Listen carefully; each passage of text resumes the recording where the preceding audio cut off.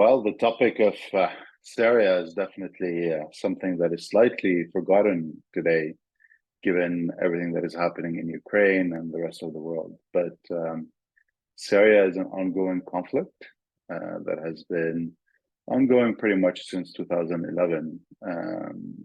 And in a country that was very little known before that. But just to set the scene, the Assad family has been in power since 1970, and the Ba'ath Party, which is the ruling party in Syria, has been in power since 1963. So we're talking about a 50-year rule before the uprising started in 2011. A 50-year rule with an iron fist, started very much with socialist ideals and a very planified economy with the famous 5-year plans inherited from the Soviet Union. But slowly, with the arrival of Bashar al-Assad, who's the son of Hafiz al-Assad, so it's a republic, but an inherited republic, I guess. And Assad, the son, started liberalizing a bit the economy and introducing concepts of market economy and a free economy into the country. At the same time, we had a bulging population growing very fast, as well as the level of education growing significantly to a level where the labor market was not able to absorb anymore the many graduates that were coming out of universities. So unemployment in the decade between 2000 and 2010 was reaching levels that were never heard of before, especially among the young population, where unemployment in 2010 was at about 80%. Among the youth, I'm speaking specifically university graduates. Moreover, the liberalization of the Syrian economy really created a very clear divide between the haves and the have-nots. It created a crony capitalists around the regime in Damascus and around the presidency, who are benefiting from this liberalization of the economy. I mean, the biggest name being Rami Makhlouf, who's the cousin of Bashar al-Assad, but also other cronies that were around him, and then the have-nots who were getting poorer and poorer by the day. And to make things worse, obviously, climate change was affecting Syria like everywhere else in the world. And we had about a 10-year drought that lasted from 2001 pretty much until 2011, 2012. So these were, let's say, the backgrounds of the uprising in 2011.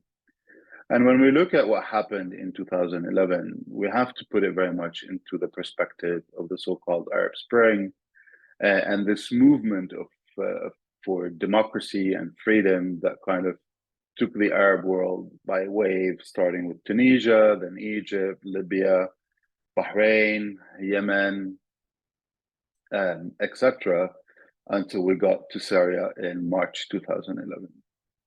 However, every country has its own peculiarities, and Syria definitely was the most violent uprising among the others. Violent at the beginning, from the repression of the regime in Damascus. Every kind of repression method was used, from imprisoning demonstrators to beating them on the streets to using live bullets and live fire on protesters, and also imprisoning a lot of them and killing them under torture. And that was really the response of Damascus to it being challenged by society and by the people. But what started really as a movement for democracy, freedom, dignity, etc., very quickly descended into a civil war. Mainly because of the violence used by the regime, but also because of the interventions by different powers around the world.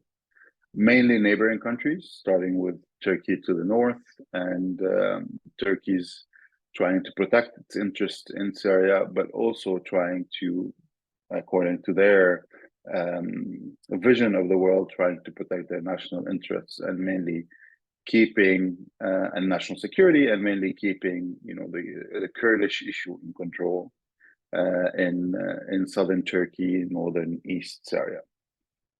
But it didn't stop there. Different Arab countries intervened on different sides of the equation, and also obviously Iran intervened on the side of the government of Damascus. So very quickly, we moved from a Syrian conflict to a proxy war, where most of the actors on the ground became proxies for other powers: Turkey, Iran, Saudi Arabia, United Arab Emirates, and at a later stage, Russia and the United States. And Syrian agency was very, very quickly lost in that conflict, where Syrian fighters became agents of those powers, fighting for those powers' interests rather than Syrian interests in this, let's say, uprising. And as of 2012, pretty much, we could say that the protest movement itself died, and we moved into a full-scale military conflict with the takeover of the Aleppo city, or half of the Aleppo city, by opposition forces, supported by Turkey, but also supported by European countries and the United States.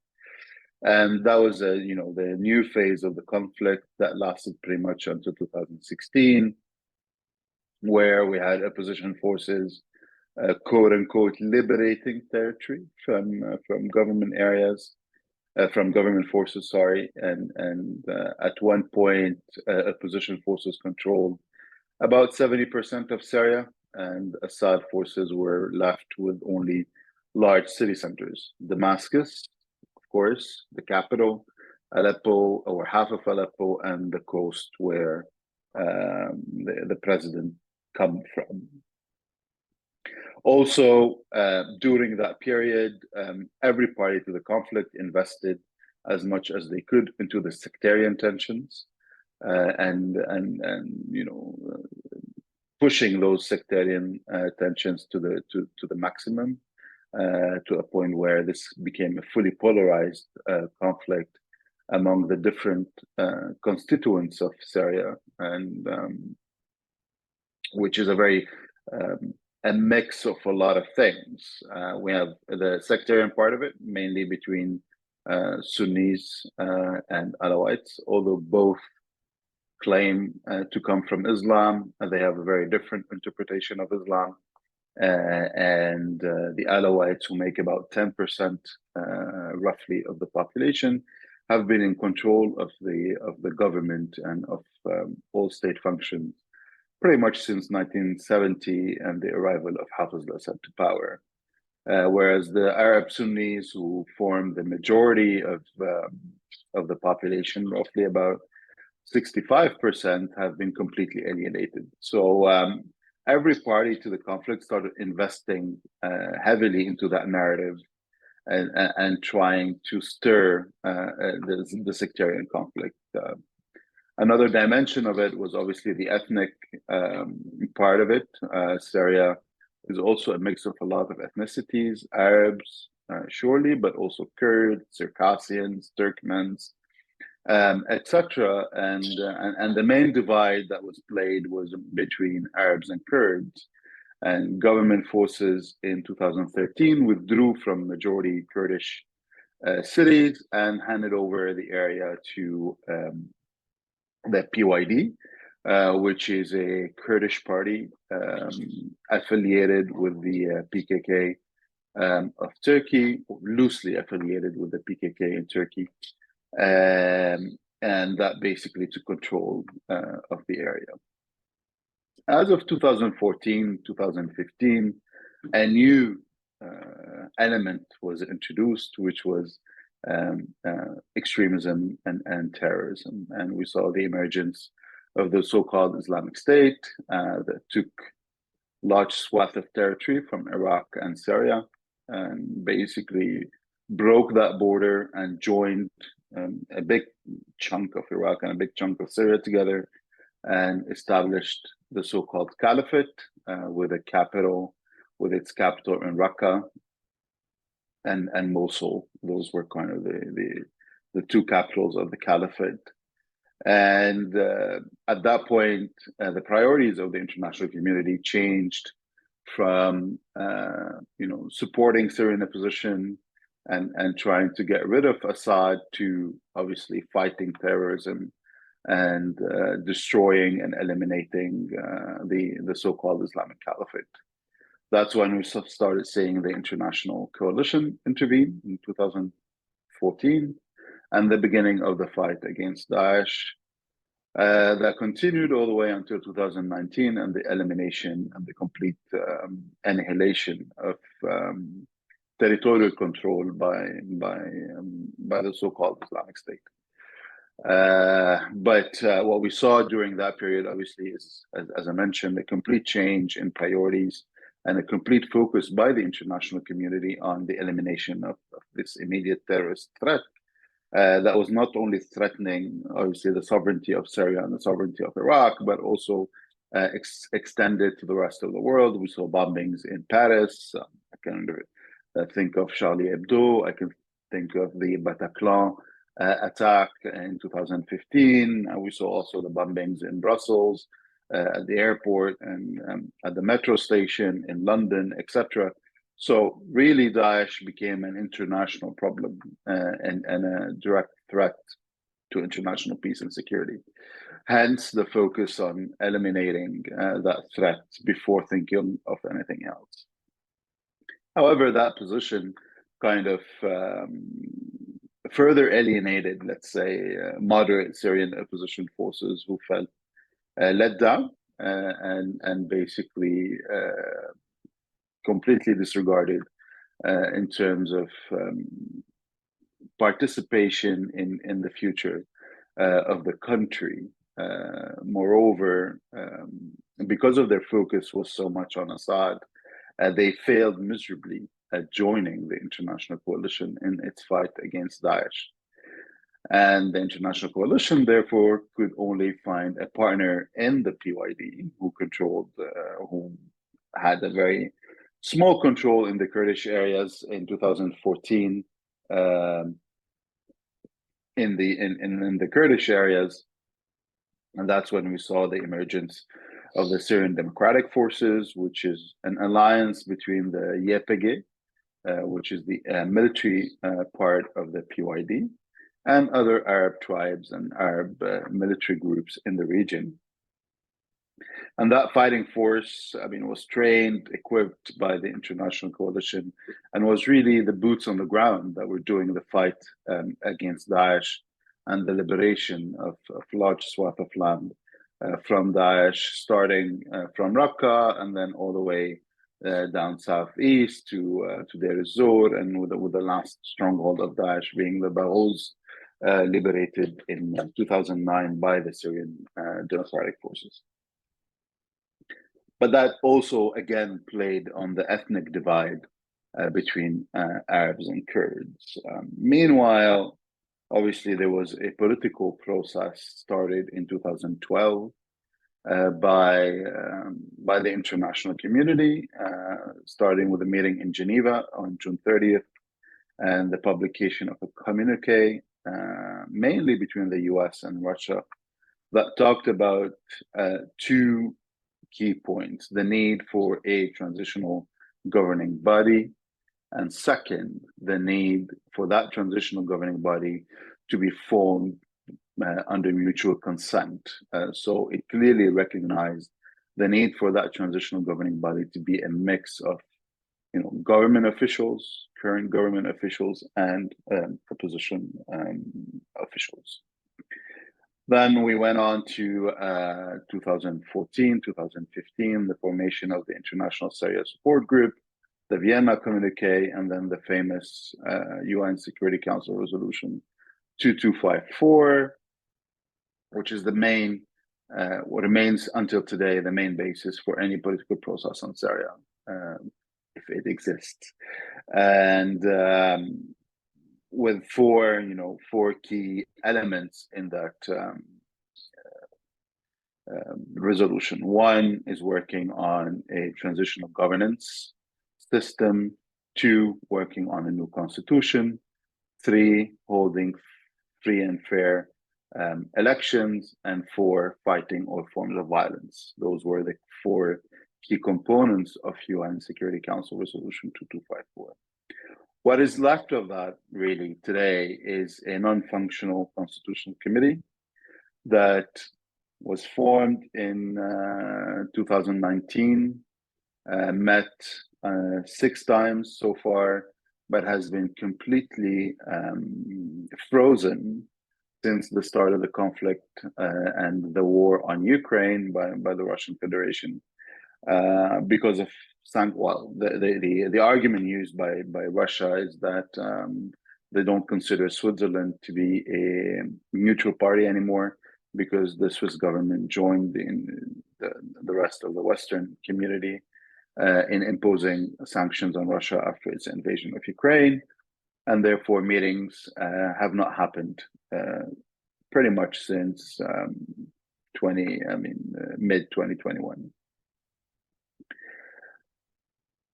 With a completely frozen political process, a stalemate on the military activity, post the Daesh liberation, Syria has pretty much been divided into 3 areas of influence: an area controlled or under the influence of the Turkish government, that's the northwest of the country, which itself is split into 2 areas: an area directly managed by Turkey, and an area that is under control of Hayat Tahrir al-Sham, which is an offshoot of Al-Qaeda and trying to moderate itself, but still very much following Al-Qaeda ideology. In the northeast of the country, we still have the mainly Kurdish forces of the Syrian Democratic Forces and the autonomous administration of the northeast of Syria that is managing the area, with support from the international coalition and the presence of about 600 to 900 American soldiers that are still contributing to the enduring defeat of the so-called Islamic State. And then regime areas pretty much under the influence of Russia and Iran, with a strong presence of the IRGC, the Iran Revolutionary Guard Corps, and a presence of Russian military police, and obviously the Russian air base in Hmeimim, close to Latakia. So that division into 3 areas of influence has been ongoing since March 2020 until now, and no major changes have happened in terms of control. So we have a frozen conflict, military conflict, we have a frozen political process, and the economic situation is getting worse and worse and worse by the day for many different reasons. Obviously, because of mismanagement by the government of Syria, because of all the all the crony capitalists that are around that are trying to suck everything out of the economy of war, because of corruption, very high levels of corruption, but also because of over compliance and the very strict application of different sanction regimes on Syria and the non-understanding of what humanitarian exemptions really mean. So in that context, Arab countries at first started trying to find a way around to initiate maybe a different political process, especially after Assad started using a different weapon, which is Keptagon. Keptagon is an amphetamine or methamphetamine drug that was used a lot during the Lebanese civil war, but has been reborn in the last 3 years in Syria. Its manufacturing is very easy, very low cost, And basically, in the last 2 years, Syria very much turned into a narco state. Export markets are mainly Saudi Arabia, the United Arab Emirates, and to a lesser extent, Iraq and Jordan. What is more exported to Jordan is crystal meth. Apparently, that's what is in high demand in Jordan at the moment. But to put things short, drugs became a huge issue. The Syrian government was flooding the Gulf and the neighboring countries with different kind of drugs, and the Arabs decided to find, a solution to that problem, and also the fact that we have a frozen conflict and a frozen political process, and no Arab actors will remain in Syria. We have Turkey, we have Iran, and we have Russia, but that's it. So, and among them, Turkey, Iran, and Russia created a parallel process called the Astana process to try to manage the situation on the ground. But that process didn't lead anywhere either, except to this frozen state. So Arabs decided to engage or try to open up to the Damascus government.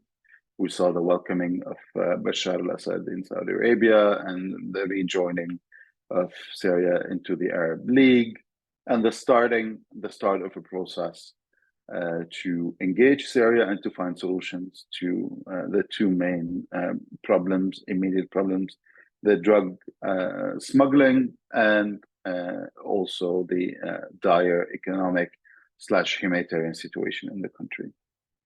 All of this in the framework of what the Special Envoy for Syria calls a step-for-step approach.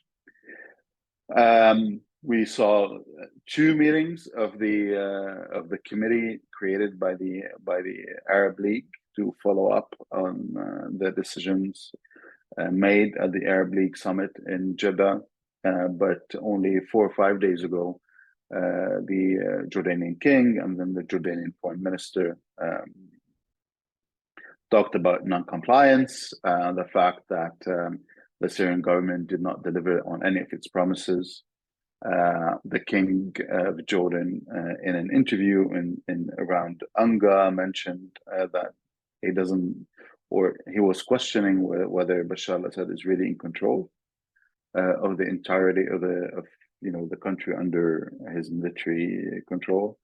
And the foreign minister mentioned 2 days ago that they have frozen the work of the committee because of non-compliance by the Syrian government. So it seems, at least today, that the Arab opening to Syria is dying down, has not produced any tangible results, neither to the Syrian people nor to the engaging parties, Jordan, Saudi Arabia, UAE, and others. And we can put that into perspective with saying Bashar al-Assad in China. We can explain it in different ways. We can look at it as a gesture of China to the United States, saying, we have a completely different policy than you, the US, and the rest of the Western world. And we can look at it into the greater competition between the US and China over the world. We can also see it as a direct response to the route that was declared in the G20 summit in India, that goes from India to the UAE, Saudi Arabia, to Jordan, to Israel, and from Israel into Europe. Especially that in the meeting in China with President Xi and then with the Prime Minister in Beijing, it was announced that Syria is now a part or a significant part of the Belt and Road Initiative of China, and they've elevated the relationship between Syria and China to a strategic level. So the way to look at really the Chinese visit is in great power competition from a great power competition lens, and how I guess the Middle East today is positioning itself in this competition between US and China. However, I don't think we'll see significant investments from China in Syria. They'll be very selective. They'll look at something that will create a quick reward for them. But it'll be interesting to see what they can find. I mean, most of the state assets have been sold either to, or have been given, not even sold, either to Russia or to Iran in return for all the support those two countries have given. So I guess the only thing that is pretty much left for the Chinese is what they had pre-2011, which is the Haiyan gas project in Palmyra. And I won't be surprised to see CNOOC or Sinochem or Sinopec, one of the three, come back into the country to invest in the gas industry. But beyond that, it's very hard to see what China will do to lift the Syrian economy. I don't think China wants the wrath of the US, and the US will immediately threaten with the Caesar Act, which clearly prohibits any form of construction in Syria and automatically applies secondary sanctions to any actor that would contribute to any form of investments related construction in the country. So overall, it's more of a political move to look at it into the greater power competition and some selective quick wins that China can get out of Syria, but nothing further. And the example for that is the UAE. The UAE reestablished its relationship with the Damascus government in 2018. Since then, we haven't seen any significant Emirati investment in the country.